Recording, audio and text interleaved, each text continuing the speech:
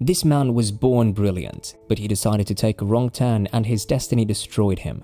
We think it will be damn interesting to tell you about this con artist, and after watching the video, I'm sure that you will thank us. He is Bernie Madoff, and today we'll be looking at his adventurous life. Stay tuned. First, let me tell you about Ponzi schemes. A Ponzi scheme operates by persuading individuals to put their money in your company so that you make profit and refund their initial investment.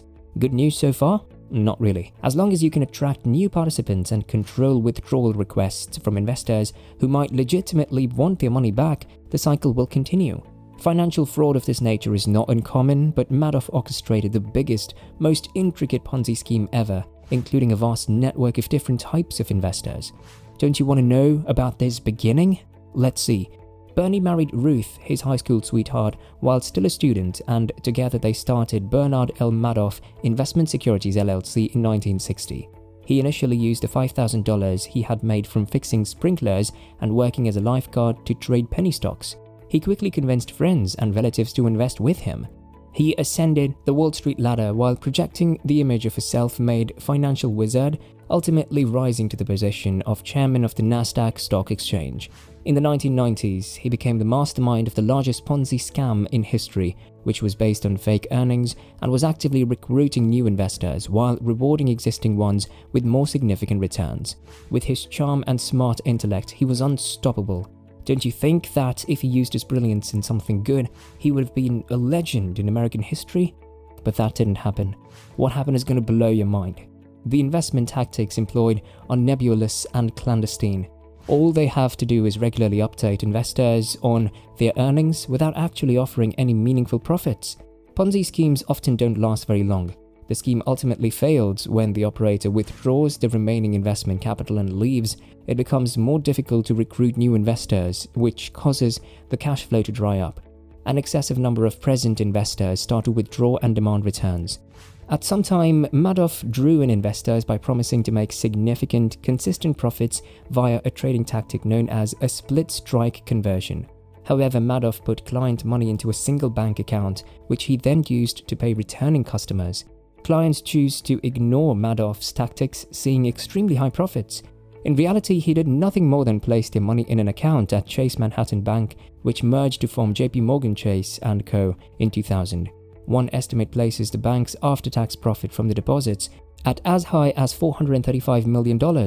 When investors wanted to cash out, Madoff funded the payouts with fresh money, which he lured by building a reputation for unrealized profits and winning the faith of his victims. Additionally, Madoff developed a reputation for exclusivity by first turning away clients. About half of Madoff's investors were able to benefit from their investments according to this technique. To compensate investors who were scammed and lost money, these investors were obligated to contribute to a victims' fund. Madoff attracted investors by putting on an act of decency and compassion while engaging in philanthropic endeavors. He also robbed several charities, including the Elie Wiesel Foundation for Peace and the International Women's Organization Hadassah, causing some of their finances to be almost destroyed. He approached congregation members by mentioning his relationship with J. Ezra Merkin, a guard at Fifth Avenue Synagogue in Manhattan. According to several sources, Madoff defrauded its members out of $2.4 billion. When the market drastically declined in late 2008, he was unable to continue the deception. He paid redemptions by luring new investors and their funds. He was finished from the inside, and then he made a huge mistake. He admitted his crime to his sons, who were employees at his company, on December 10, 2008. They handed him up to the police the next day. Bernie was unwavering in his claim that his boys were unaware of his plot. According to the fund's most recent disclosures, its clients' assets totaled $64.8 billion, and that's insane. Despite defrauding clients of $65 billion on paper, CNN Money reports that Madoff only made off with $20 billion. Following a 150-year sentence, which was more symbolic than real, more convictions connected to Madoff's fraud were handed down. Due to Madoff's poor life expectancy at the time, his attorneys requested that the judge reduce the sentence, but the judge rejected the request. Madoff's acts, according to the judge, were extraordinarily vile. And at last, Madoff breathed his last in a federal jail in April 2021 from natural causes. Isn't the story of his life like a Hollywood thriller? What do you think?